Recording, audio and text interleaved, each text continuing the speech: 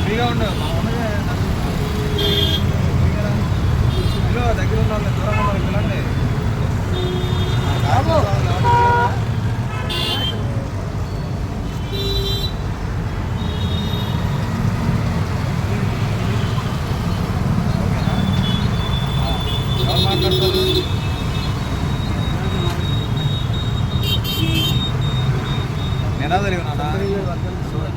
నినాదాలు చెప్పు.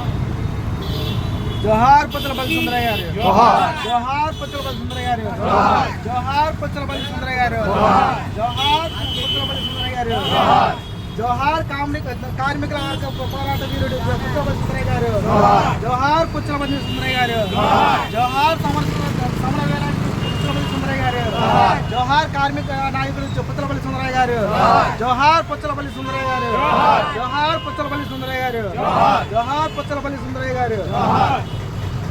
కామ్రేడ్ పుచ్చలపల్లి సుందరయ్య గారి వర్ధంతి సందర్భంగా అధికార సెంటర్లో మద్య పంపిణీ కార్యక్రమం జరుగుతుంది. దీని గురించి కొన్ని విషయాలు తెలిసిన సత్యబాబు, కార్పొరేటర్ సత్యబాబు గారిని మాట్లాడవచ్చు. అందరూ ముందు పూలమాల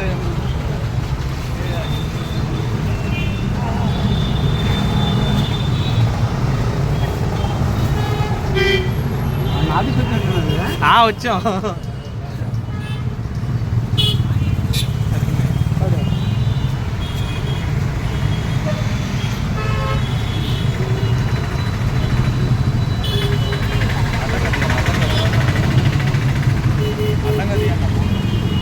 అర్థంగా చేయండి.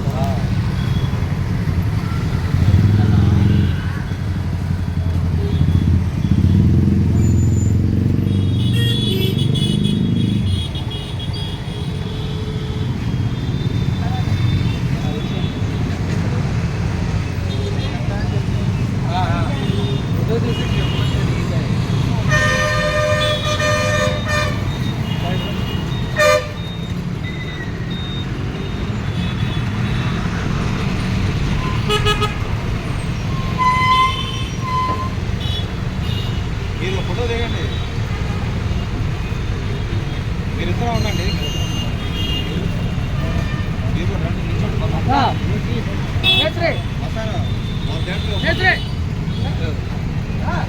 ఈ దాంట్లో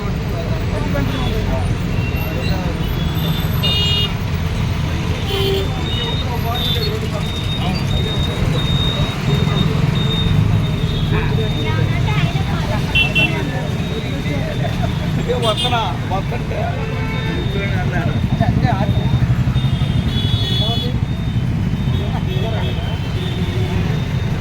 ఓపెన్ అయిందా చూసుకున్నావా? వస్తాను, అది ఓపెన్ అయిందా చూసుకున్నా కనబడదులే. ఓపెనింగ్ పెట్టి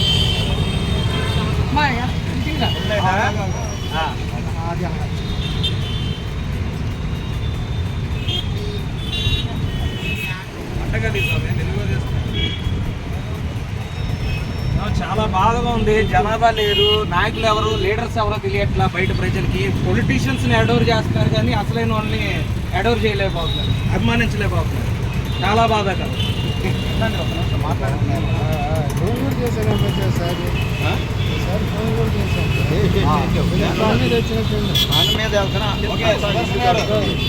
జోహార్ పుచ్చలపల్లి సుందరయ్య గారు, జోహార్ పుచ్చలపల్లి సుందరయ్య గారు, జోహార్ పుచ్చలపల్లి సుందరయ్య గారు, కార్మిక నాయకుడు పుచ్చలపల్లి సుందరయ్య గారు, జోహార్ పుచ్చలపల్లి సుందరయ్య గారు, జోహార్ పుచ్చలపల్లి సుందరయ్య గారు, జోహార్ పుచ్చలపల్లి సుందరయ్య గారు, జోహార్ పుచ్చలపల్లి సుందరయ్య గారు. మన పుచ్చలపల్లి సుందరయ్య గారి 39వ వర్ధంతి మన భారతదేశంలో ఇటువంటి ఆనిముత్యాలు చాలా కొద్దిమంది ఉంటారు. అటువంటి ఆనిముత్యాల్లో ఒక ఆనిముత్యం భరతమాత ముద్దుబిడ్డ ప్రీతమ నాయకులు సుందరయ్య గారు మరి చిన్నతనంలోనే వివక్షతకు వ్యతిరేకంగా, అంటరానితనానికి వ్యతిరేకంగా, సామాన్యుల కోసం భూస్వాముల కుటుంబంలో పుట్టిన అగ్రవర్ణాల భూస్వాముల కుటుంబంలో పుట్టినా కానీ అట్టడుగు వర్గాల్లో ఉన్నటువంటి వివక్షతకు గురవుతున్నటువంటి పేద ప్రజల తరఫున తన పోరాటాన్ని ప్రారంభించారు. ప్రారంభించిన పోరాటం తుది శ్వాస విడిచే వరకు కూడా ఎక్కడా వెనక్కి తగ్గల తను యావదాస్తిని ఉద్యమాల కోసం ప్రజా పోరాటాల కోసం త్యాగం చేశారు.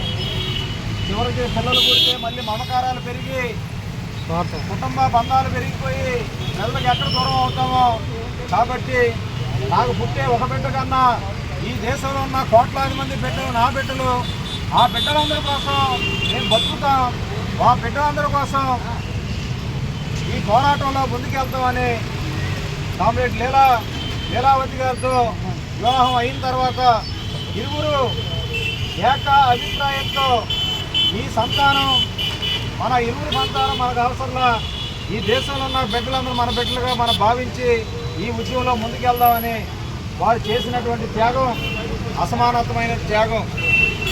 అంటే ఈరోజు బిడ్డలు లేకపోయినా చాలామంది అంటారు ఈరోజు మోడీకి కూడా బిడ్డలు లేరు, కానీ మోడీ ఈ దేశంలో ఉన్న అందరి కోసం పనిచేసే పరిస్థితిలో లేడు.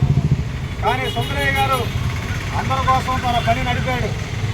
దేశంలో కమ్యూనిస్ట్ ఉద్యమాన్ని నిర్మాణం చేసే దాంట్లో, అలాగే స్వాతంత్ర ఉద్యమంలో పోరాటంలో, పార్లమెంటులో మొట్టమొదటి ప్రతిపక్ష నాయకుడిగా, అసెంబ్లీలో ప్రతిపక్ష నాయకుడిగా తన గళాన్ని వారిని దేశం కోసం, రాష్ట్రం కోసం, ప్రజల జీవితం కోసం వినిపించినటువంటి మహోన్నత నేత కామ్రేడ్ పుచ్చలపల్లి సుందరయ్య.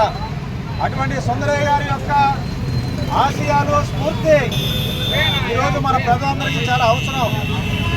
సుందరయ్య గారి యొక్క మార్గమే దేశంలో ఉన్న సమస్యలకు పరిష్కార మార్గం చూపించింది. అటువంటి ఒక గొప్ప పార్టీని మనకు అందించారు సుందరయ్య. కమ్యూనిస్ట్ పార్టీ దేశంలో ఇంత విస్తరించిందంటే సుందరయ్య గారి యొక్క త్యాగాలు మనం మరవలేనివి. వారి యొక్క త్యాగాల బాటలో మనం ప్రయాణం చేయడం అంటే, వారు చూపించిన పోరాట మార్గంలో మనం ప్రయాణం చేయడం అంటే, ఈరోజు దేశంలో జరుగుతున్నటువంటి దోపిడీ పద్ధతుల్ని, అణచివేత పద్ధతుల్ని, ప్రజాస్వామ్యం కూలింగ్ చేసే పద్ధతుల్ని, రాజ్యాంగాన్ని నాశనం చేస్తున్న పద్ధతుల్ని మనం అవగాహన చేసుకోవాలి. ఈ దేశంకి జరుగుతున్న ప్రమాదం ప్రస్తుతం పరిపాలిస్తున్నటువంటి ఈ బీజేపీ మోడీ ప్రభుత్వం రాజ్యాంగ వ్యవస్థను మొత్తాన్ని ధ్వంసం చేస్తుంది. స్వాతంత్రోద్యమ పోరాటంలో ప్రాణాలు అర్పించినటువంటి భగత్ సింగ్, సుభాష్ చంద్రబోస్, మహాత్మా గాంధీ ఇటువంటి త్యాగాలు, కోట్లాది మంది త్యాగాలు ఈరోజు మోడీ ప్రభుత్వం కాలరాస్తుంది. రాజ్యాంగాన్ని రూపొందించుకున్నటువంటి మన రాజ్యాంగాన్ని ధ్వంసం చేస్తుంది.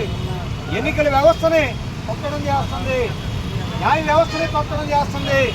రాష్ట్రాల హక్కుల్ని హరించి వేస్తుంది. మోడీకి ఈ దేశంలో బాగుపడాలి కావాల్సినటువంటి ఇతరులు అంబానీ, ఆదాని లాంటి కొద్దిమంది మాత్రమే ఈ దేశంలో అభివృద్ధి చెందాలి. మిగతా వాళ్ళందరికీ హిందూ ముస్లిం గొడవలు పెట్టాలి. ఈరోజు మోడీ ఎన్నికలు ఏం చేస్తున్నాడు? ఇండియా కూటమి గెలిస్తే రామాలయాన్ని బుల్డోజర్లతో కూల్చేసిద్దంట. ఇండియా కూటమి గెలిస్తే తాలిబొట్లు తెంచేసిద్దంట. ఏ మనిషి అయినా మాట్లాడే మాట అనేది ఒక ప్రధానమంత్రి స్థాయిలో ఉండి మతాల ఆధారంగా, గుళ్ళు ఆధారంగా, దేవుళ్ళ ఆధారంగా ఓట్లు అడగడం ఇంత నీచ నికృష్టమైనటువంటి పరిస్థితి దేశంలో ఎప్పుడూ లేదు. అనేక మంది ప్రధానమంత్రులు చూసిన దేశం, కానీ ఎప్పుడు ఇంత నీచమైనటువంటి ఒడిగట్టి ఓట్లు అనే దేనితో ఒడిగట్టడం అంటే ఇంతకన్నా దౌర్భాగ్యమైనటువంటి పరిస్థితి దేశానికి భవిష్యత్తులో కూడా రాకూడదని కోరుకుందాం. అందుకే ఈరోజు సుందరయ్య గారు చెప్పినటువంటి అందరికీ చేయడానికి పని, ఉండడానికి ఇల్లు, తినడానికి తిండి, అందరికీ ఉచిత విద్య, అందరికీ రోగం వస్తే ఉచిత వైద్యం, ఇటువంటి కనీస సదుపాయాలు కల్పించిన నాడే నిజమైన ప్రజాస్వామ్యం, నిజమైన స్వాతంత్రం. అటువంటి స్వాతంత్రం, ప్రజాస్వామ్యాన్ని మనం బతికించుకోవాలంటే ఈ నిరంకుశమైనటువంటి మతోన్మాదాలు ఈ దేశానికి నష్టం కలిగిస్తాయి. ఈ దేశం ఐక్యంగా ఉండాలి. మతాలు ఏదైనా అందరూ కలిసిమెలిసి ఉంటేనే ఈ దేశం ముందుకెళ్తుంది తప్ప, లేకపోతే మరో పాకిస్తాన్, ఆఫ్ఘనిస్తాన్ లాగా ఉగ్రవాదులతో, దాడులతో ఈ దేశం మరి ముక్కలు అయ్యే పరిస్థితి వస్తుంది. కాబట్టి సుందరయ్య గారి యొక్క స్ఫూర్తిని మరి నాయకులు అంటే ఎలాగ ఉండాలి? సుందరయ్య గారిలాగా ఉండాలి. అంటే ఎలాగా నీతిగా నిజాయితీగా ప్రజలిచ్చే అధికారాన్ని ప్రజల కోసమే వినియోగించాలి. కానీ ఈరోజు పరిపాలించే పాలకులు మనం చూస్తే ఈరోజు పశ్చిమ నగరంలో బ్యాంకులకి 6,700 కోట్లు ఎగ్గొట్టినటువంటి బీజేపీ క్యాండిడేట్ ఈరోజు ఒక ఎమ్మెల్యేగా ప్రజలందరికీ 2,000 చొప్పున నోట్లు పంచి ఓట్లు నెగ్గేదానికి ముందుకు వచ్చాడు. మరోవైపు రాష్ట్రంలో ఉన్నటువంటి నాయకులు వారి కేసుల గురించి చూసుకుంటున్నారు తప్ప ఈ రాష్ట్రం యొక్క భవిష్యత్తు గురించి ఏమాత్రం పట్టించుకోవడం లేదు. అందుకోసం సుందరయ్య గారు ఎత్తిన జెండా తెచ్చలేదు, ఎత్తిన పిడికిలు తెచ్చలేదు, చెప్పిన మాటని తప్పలేదు. ఆ రకంగా ఉండాలి నాయకులు అంటే. ప్రజల కోసం నిలబడాలి, దేశం కోసం నిలబడాలి, రాష్ట్రం కోసం నిలబడాలి, కష్టాలు ఉన్న వాళ్ళ కోసం నిలబడాలి, కన్నీళ్లతో ఉండేవాళ్ళ కోసం నిలబడాలి తప్ప కరస్పాండ్ చేసేవాళ్ళతో, అవినీతి పరులతో, మరి మతోన్మాదులతో ఈరోజు ఈ రాష్ట్రంలో ఉన్నటువంటి చంద్రబాబు నాయుడు కానీ, జగన్మోహన్ రెడ్డి కానీ, పవన్ కళ్యాణ్ కానీ ఈ నరేంద్ర మోడీతో నిలబడడం చాలా దారుణమైన విషయం. ప్రజలు సరైన రీతిలో ఈ మోడీకి బుద్ధి చెప్పుతున్నారు. ఈవీఎంస్ ద్వారా మరొక 3 దశల ఎన్నికల్లో ఈ ప్రభుత్వం దేశం నుంచి దించడం ఖాయం. ఈ రాజ్యాంగాన్ని కాపాడుకునేదానికి ప్రజలందరూ ముందుకు వెళ్తున్నారని ఈ సందర్భంగా తెలియజేసుకుంటూ సుందరయ్య గారి యొక్క ఆశయాల్ని, త్యాగాల్ని మనం నేటి తరానికి మనం తెలియపరచాలి. నాయకుల యొక్క విలువలు సుందరయ్య గారి ద్వారా మనం చెప్పాలి. లేకపోతే ఈరోజు దొంగలు దొరలైపోతున్నారు, నీతివంతులు వెనకెళ్ళిపోతున్నారు, అవినీతి పరులు రాజ్యం వెళ్తున్నారు. ఇటువంటి రాజ్యం వెళ్ళే వాళ్ళు నీతివంతులు లేనప్పుడు, దొంగలు రాజ్యాలు వెళ్ళినప్పుడు ప్రజలందరికీ కష్టాలు బాధలు పెరుగుతూనే ఉంటాయి. కాబట్టి సుందరయ్య గారు చెప్పిన సమాజం, సోషలిస్ట్ సమాజం, అది కమ్యూనిస్ట్ పార్టీ ఆధ్వర్యంలో, కష్టజీవుల ఆధ్వర్యంలో, శ్రమజీవుల ఆధ్వర్యంలో సాధించబడుతుంది తప్ప ఏ ఒక్క నాయకుడి వల్ల సాధించబడదు. అందుకోసం సుందరయ్య గారిని మనం 39 ఏళ్ళు అవుతున్నా ఈ దేశం, ప్రపంచం, ఈ సమాజం ఈనాటికి ఏనాటికి తరాలకి సుందరయ్య గారి ఈ దేశానికి రాష్ట్రానికి వారి యొక్క స్ఫూర్తి ఈ సాయం మరి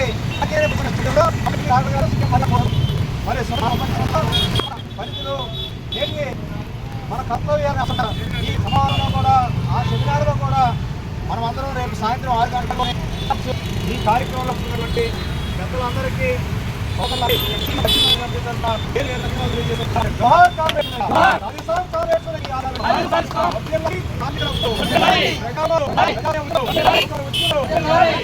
ఉద్యమాలు